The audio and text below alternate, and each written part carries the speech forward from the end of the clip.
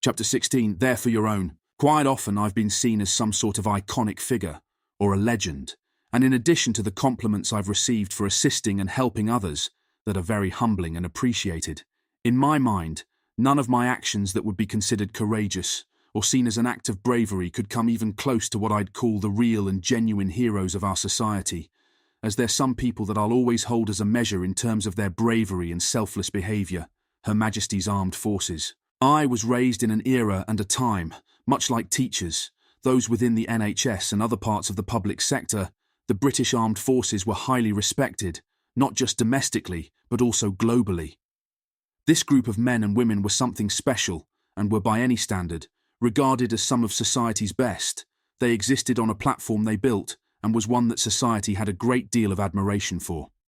If you were to look around the world, and see the special and elite forces that are considered the most proficient at what they do, there's a healthy number, whose history and background are mirrored on that of the British military, an institution who openly display a recognisable level of discipline, respect, and a uniformed presence. In fact, so much that it once made boys still in their mid-teens lie about their age so they could don a uniform, proudly do their bit for king and country, and serve in World War I. Never in the field of human conflict was so much owed by so many to so few, was part of a speech given by Sir Winston Churchill, and a line that truly gives credit to those that were willing to give their lives to protect, not only their own families, but those of the country's populace they'd never met.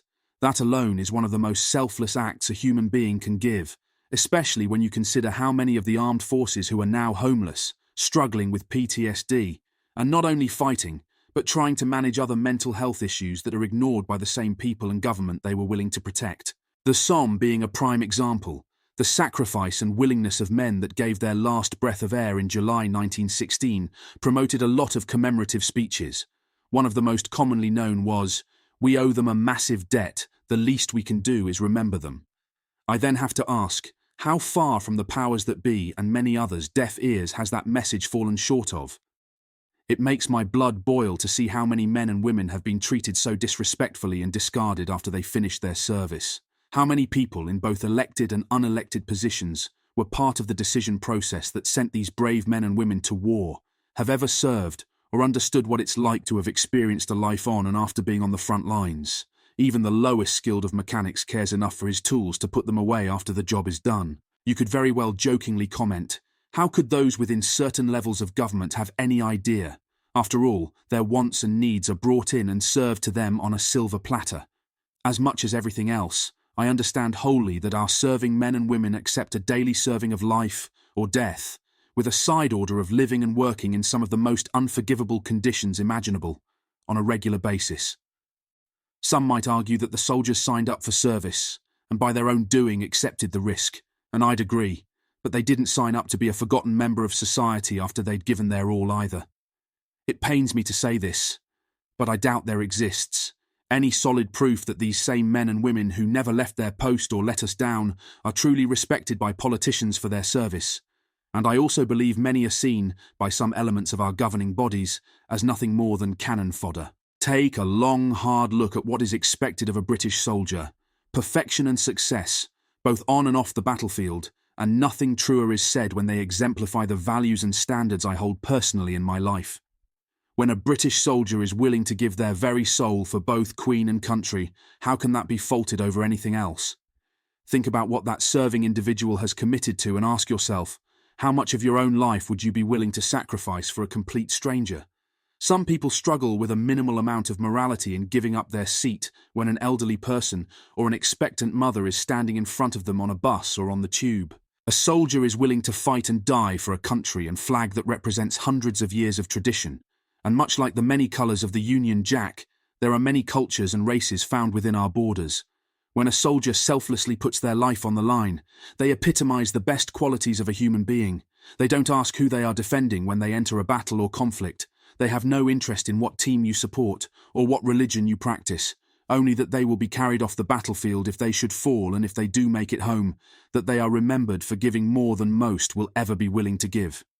They commit to a service, and in return are paid pennies, and all for a job and a level of responsibility that they carry with an immense amount of pride. I never served, There's been times I've often wondered what and who I would now be if I did, but the past is just that, so when I was given the opportunity in paying my respects and contributing to these true heroes, I happily did. Shortly after the release of Muscle in 2001, and as I've said earlier, I started to get letters via John Blake publishers from a broad range of people. Some of those letters were from those serving overseas, and to say it was a compliment would be selling the experience and their efforts short. I tried to reply to most, but the letters I always found time to reply to were from the men and women deployed and posted overseas. I'm not sure if I've ever shared this thought with anyone. If not, those reading this will be the first, but I was a bigger fan of them than they were of me. It was and remains truly humbling to be given that much support. With the renewed war efforts and continuing overseas conflict, the letters continued, but also now with the ease and comfort that modern technology has brought us all, as it was also a time when I found how much the world had moved forward in terms of advancements and simplicity once I'd gotten over the first few technical hurdles. The internet. This was something relatively new to me, but the obvious benefit allowed a much larger audience to reach out, and in return, me being able to reply. The new age conveniences of email, messengers, DMs and alike provided a welcomed avenue for those who supported me through buying Muscle and those who'd now watched ROTFS, including members of the military's UK-based family. Mums, dads and wives asking if I'd be willing to send messages, videos and autographed items out to those on the front lines. What heartless, self-centered person wouldn't? One night, I had Ben Whiteside of 1st Battalion Royal Welsh in my bar in Southend. When he was on R&R, it was nothing short of an honour to be in the company of a member of the British Armed Forces, and it goes without saying, I made sure he had a good night. During his visit, I happily took down his contact details and sent him and his mates messages while they were in Afghanistan, something they all said they greatly appreciated receiving, and I only hope that this small gesture helped to boost morale, even just a little bit. One show I was asked to put on, and should have been a night of laughs and lifelong memories, was when I was approached to do a show that was to be hosted on the military base itself. But as soon as the request was sent up, the chain of command, and the top brass got to see my name on the permission slip, it was an instant denial. Those that had asked me to appear were obviously disappointed, but I don't think anyone could have felt more let down than me. From what I've been told, traditionally, the usual form of entertainment meeting approval wasn't exactly on par with a night that all the lads would have related to and enjoyed. The types of entertainment brought in was nothing more than Muppets and puppets. Who would have known that Rod and Emu were still of interest, and a less threat than good old Carlton Leach? Shame, really. My first ever show was held in a venue called the Sky Bar in Basildon, where one of the partners was a pal of mine called Mick Norcross. Anyone that knew Mick will testify to his countless acts of kindness and being one of the most welcoming people they'd ever met. But like a lot of good people, he is no longer with us. Mick tragically took his own life, shortly after putting out a mysterious tweet, leaving behind not only a lot of good memories, but also a family. I don't know the details, but imagine what kind of place, mentally and emotionally, a man must be in to decide that there is no other way. R.I.P. Mickey. That night, Mark Noble was coming along with me to the show. At the time was no older than 17 or 18. We met just around the corner at the Holiday Inn to make our way there together, and in addition, and as I found out, a lot of people turned up to support me, including a lot of faces, villains, footballers, East Londoners, and people that had known me for a very long time. So many, in fact, it was said to be about 2,500 people. I couldn't walk 3 feet without being pulled in for either a handshake, hug, or photo. What made this show that more memorable, other than it being my first, was the overwhelming amount of what I can only describe to you as heightened anxiousness. I'd never felt anything quite like it before, and all I could think about was fucking off to an empty room somewhere to be alone for 5 minutes. It's madness when you think about it, as anyone else that's faced even half of what I've dealt with in life. The violence, dangers, and pressures would have never wanted to see a human being or be able to deal with even a mediocre lifestyle again, perhaps not even face the everyday world. And yet, here I was poised to go on stage and still wondering if I'll be able to string a sentence together. Was it good old-fashioned stage fright, the lack of experience? Fuck knows, but I couldn't give any excuse or throw the towel in. I had to deal with it. So I decided to simply put one foot in front of the other, and I found myself walking out to a huge amount of support, and what, thankfully, turned out to be the start of a lot of good nights. Plus, I like to think I've come a long way since that first night. I started to travel up and down the country for these shows, some small and intimate, some filling an entire theatre, like the time myself, Howard Mr. Nice Marks, Jason Mariner and Dave Courtney collaborated in Swansea. The next time I was to do a show at Sky Bar, it was under fairly different circumstances. We heard an awful story of a schoolboy from Basildon who has Down syndrome, who was attacked whilst walking his dog through the local park. The poor lad was terrified and hadn't left his house for weeks, so we decided to try to help a little. The good people of Sky Bar laid on the venue free of charge. Wendy and I organised a whole load of film memorabilia to sign and raffle off, and we invited the boy along with his family to come for a great night out. I managed to get him up on stage with me. I presented him with a book, DVD and signed t-shirt, all of which he was chuffed to bits with. He was a pupil at a specialised school, so we donated the money raised that night to the centre, but the most important achievement that night was helping to build his confidence back up a little after those cowards beat him up for no reason at all. There are some drawbacks to having a reputation and a past like mine, but I figured if I could promote the film, earn a living, and also raise a few quid for charity by advertising where I'm going to be and turning up as promised, then sign me up. These events were a new concept to me, and thinking back, one of my first thoughts was, how the fuck am I going to pull this off? I'd envisioned something along the lines of me being expected to dress up like Des O'Connor or Bruce Forsyth, tapping across a stage and trying to sing one of the classics. This wouldn't have been good for anyone, not to mention the poor people in the audience. But thankfully, as I found out, it was more of a Q&A and just a case of presenting myself for people to come and meet. Again, as I've said, it's nothing short of humbling to have people make an effort and give support for what I've done. It was also during the shows that I thought it would be the perfect opportunity to raise some awareness and support for some charitable causes, one being Help for Heroes. The saying, "I'd give the shirt off my own back," is one that very few are actually challenged to prove willingness, but with the cause being one I found close to my heart, I literally found myself giving the shirt off my own back at one event. It was during one of the first events that the promoters were auctioning off some of my merchandise, when someone shouted out from the crowd, "How much for the shirt you're wearing, Carlton?" To which I replied, "How much you got?"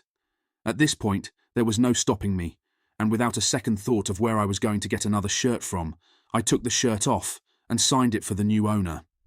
That person's single act of kindness and all those that came out that night raised a healthy amount of money, not to mention one event that both myself and a lot of people would remember well. A photo of me, shirtless, signing that shirt, can easily be found with a quick online search, and I bet people must find it sometimes and wonder what on earth is he doing. As much as I've taken great pride and made efforts to be involved in supporting the British military, another cause that, as much as it pains me to be involved in, due to the suffering and pain you're exposed to, is one that I do with a heartfelt conviction: children's charities. No kid should be forced to suffer at any age, as cancer, amongst other diseases, don't discriminate a child's age, colour, or standing in the world. No parent should be forced to see their child suffer the painful horrors of treatment, just so their child has a shot at what should be their born-given right, a childhood and a chance at life. If you were to do a web search on how many illnesses and disabilities children are born with, you'd have to question where the justification and reasoning comes from. What infuriates me even further is how the British government appear to show little or any involvement in helping some of these poor young souls improve their chances at a life they justifiably deserve, especially when you consider how much money is sent overseas. What happened to charity begins at home. Obviously, there are millions of worthy causes out there, but unfortunately, I'm not able to help as many as I'd like to, especially financially, and I realise it's a drop in the ocean, but as an example of my involvement and something I take to heart, a guy called Wal approached us and asked if I'd be interested in hosting a boat party on the River Thames, which I gave some thought to, spoke to a couple of mates about, and eventually decided that it wasn't a bad idea, plus we could take the opportunity to raise some money for a good cause while we were at it. It was whilst we were advertising tickets for the event, which included a charity auction, that an artist by the name of Davy Brown got in touch and offered to paint a portrait of me on canvas and donate it to the auction, a kind offer which we accepted, having looked at some of his old school and casuals paintings. Davy did a cracking job. The painting looked exactly like me, but he didn't stop there. He took the train all the way down to London from Newcastle with his son to deliver the artwork, ensuring it didn't get damaged. My mates made a fuss of Davy's lad, showed him around the boat, bunged him a couple of tenors. But as hard as we tried to get Davy on board for the party, he politely declined and went off into town to show his son some tourist attractions. The man was more than welcome to join us that night, and he wouldn't have needed to buy so much as a drink. But he didn't come for that. He travelled down purely to deliver a painting for a charitable cause and show his son the capital. That's selfless. I wish Davy all the very best with his work, and in case you were wondering, the portrait raised around $400 that night. I can't always give money, but one thing I can always give is my time, especially now I've become a lot more accustomed and proficient at using Twitter. So, if a tweet or a link can be shared and it raises so much a tenner, then it's worth it. It's also about general awareness sometimes too. The reach of social media can be extremely far, and if enough people do their part, it's amazing what can be achieved. Isla Caton is a girl close to a lot of people's hearts, especially West Ham supporters and those living in Essex. Much like any parents, all the Catons wanted was to have a family, experience the joys and happiness that comes with raising children, and build a lifetime of memories. Instead, this little angel's parents were told the heartbreaking news that their daughter Isla, who was just 2 years of age, had neuroblastoma cancer in early 2017. To this day, Isla continues to receive treatment, and even though her life so far has been one of pain and suffering, she never complains and welcomes each day with a smile. It's nothing short of heartbreaking to see such a lovely little girl with such love for life go through so much just to get a taste of what millions of other children have, without a fraction of what Isla experiences every day of her life. And most of her required treatment is being funded privately through various fundraisers and supports. As heartwarming and faith-restoring as it is to observe the level of public support, my personal view is, why is it necessary for fellow citizens to wade in, and where are our government in all of this? Much like so many days, I was browsing over the internet and reading through the news when a photo of this smiley girl in big boxing gloves, accompanied by some text, caught my eye. It was the story of a young girl called Emily Shutt. Like any decent human, and being a parent myself, it hit me. I instantly felt sadness and felt I should at least invest a bit of time reading up on her story. I followed a few links and discovered that she was a real fighter who was undergoing treatment for her illness. I sent a tweet wishing a speedy recovery and hoped that all would be well. Shortly after, I received a message back from the admin who was running the social media account thanking me for the message, to which I felt morally obligated to reply. I helped where I could, retweets and reaching out to a few people, hoping some assistance could be sent her way. One day, a post on Twitter went up, letting supporters know that the now 7-year-old was going into hospital to undergo a necessary stage of the treatment, and there would be an update letting everyone know as soon as she was out of surgery and in recovery. I once again sent a direct message asking for an update and to let me know how it all went. It wasn't long after that I went to the Twitter account, expecting to see a photo or a message giving good news and thanks of support, only to read the heartbreaking news that things hadn't gone well and she didn't make it.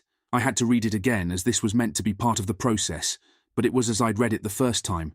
An innocent 7-year-old girl was taken from her family, in turn leaving an unfillable void in a parent's lives, and a little girl who'd never experienced the joys of a deserved childhood.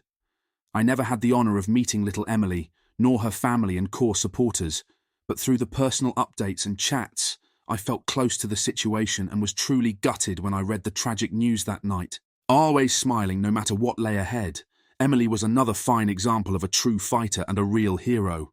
What a parent values the most shouldn't cost them the ultimate price, the life of a child.